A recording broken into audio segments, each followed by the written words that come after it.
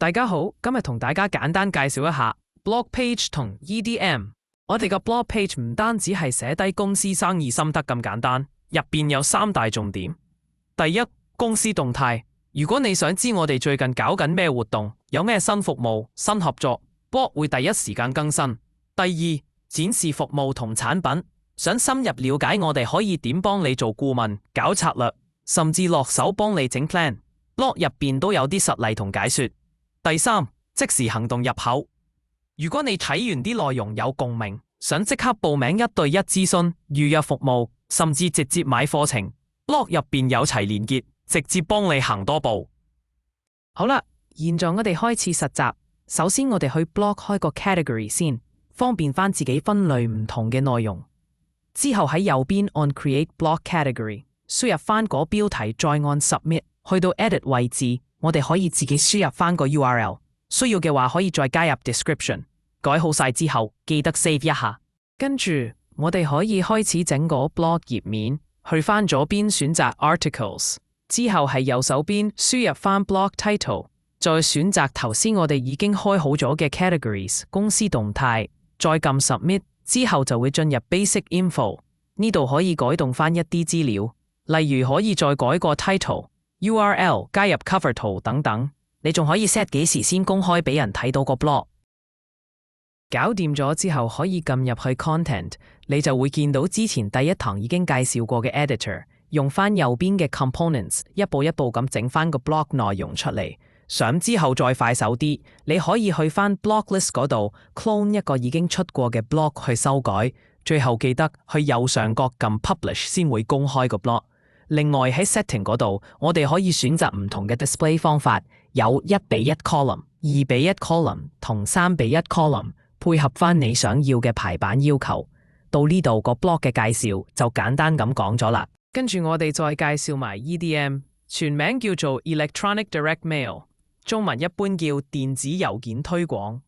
簡單啲講，就係透過電郵將你嘅產品、服務或者推廣資訊直接發送俾你嘅潛在客戶或者現有客戶。好多人以為電郵過時，其實唔係。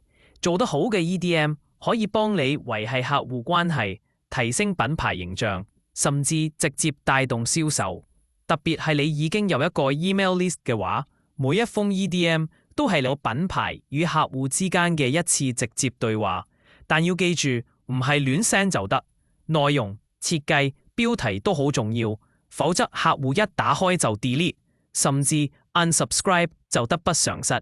首先喺左手邊嘅功能欄入邊揀 CRM， 然後入去 broadcast 嗰個版面，之後撳右上角個 create broadcast 按鈕，開始建立一個新嘅推廣。你需要先填個推廣名稱，跟住揀翻 broadcast 類別，記得選擇 email。如果你之前儲存過啲設計模板，可以喺 select 入邊揀翻嚟用，慳翻唔少時間。去到步驟1，我哋要填基本資料，包括 internal name， 即係呢個推廣嘅內部名稱，用嚟自己識別。email title， 呢個就係客戶會見到嘅電郵標題，要吸引。preview text 就係標題下邊嗰段簡短介紹，簡單講下封 email 講啲咩，提升開信率。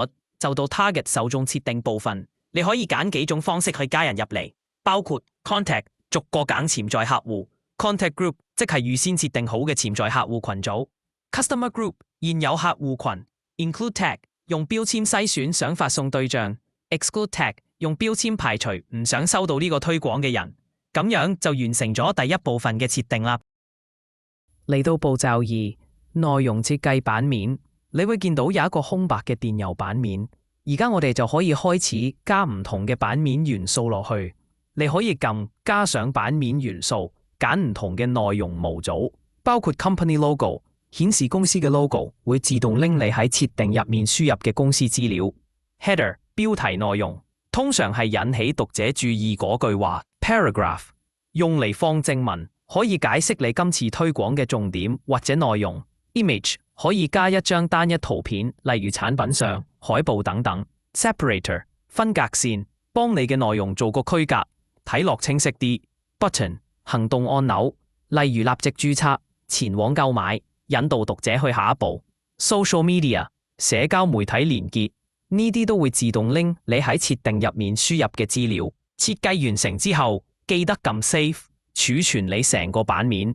呢個版面會變成草稿，之後都可以再返嚟改。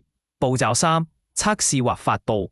如果你想先試下封 email， 實際睇落係點，可以撳右上角嘅 More Action， 入面有個 Send Test Message， 只要輸入你自己嘅電郵地址，就可以收到測試版本。測試冇問題之後，就可以撳 Schedule or Send， 準備發布啦。